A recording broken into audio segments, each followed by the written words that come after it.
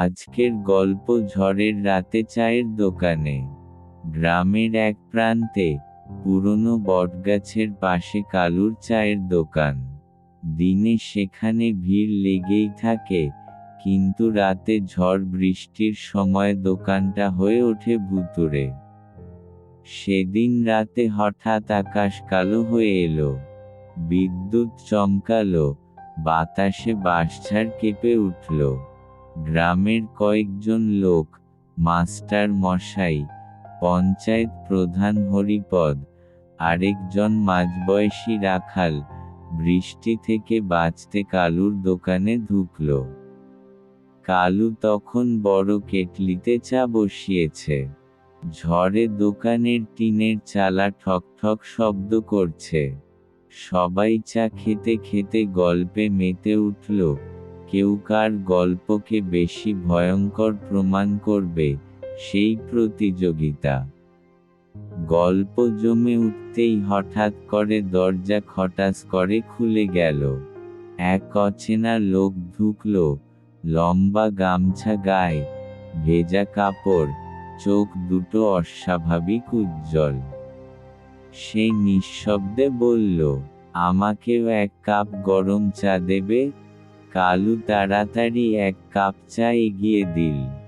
লোকটা বেঞ্চে বসে চুমুক দিতে শুরু করল। কিন্তু তখনই সবাই খেয়াল করল, চা কমছেই না।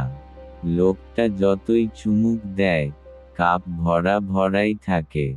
মাস্টার মশাই কাঁপা গলায় বললেন, বাবা, আপনি কোন বাড়ির?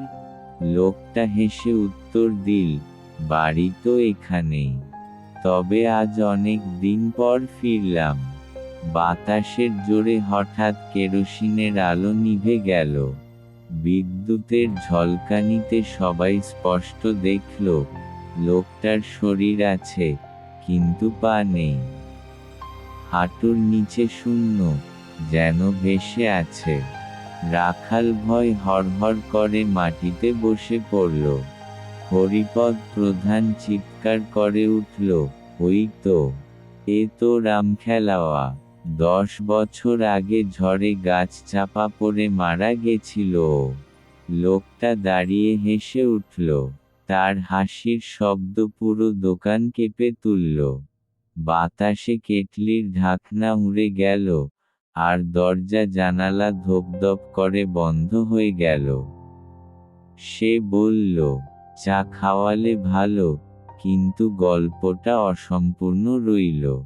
বাকি অংশটা আমি শোনাব। তারপর দোকানের ভেতর থেকে শোনা গেল ভয়ঙ্কর হাসি, আরেকটা ঝড়ো হাওয়া, তারপর সব নিস্তব্ধ। পরের দিন গ্রামবাসী এসে দেখল, দোকানের ভেতরে কেউ নেই। শুধু ভাঙা কাপ পড়ে আছে টেবিলে, আর কেটলির ভেতরে এখনো গরম চা ধোয়া উঠছে। কিন্তু আশ্চর্যের বিষয়, সেদিন রাতে কালু নাকি বাড়ি থেকে বেরি হয়নি।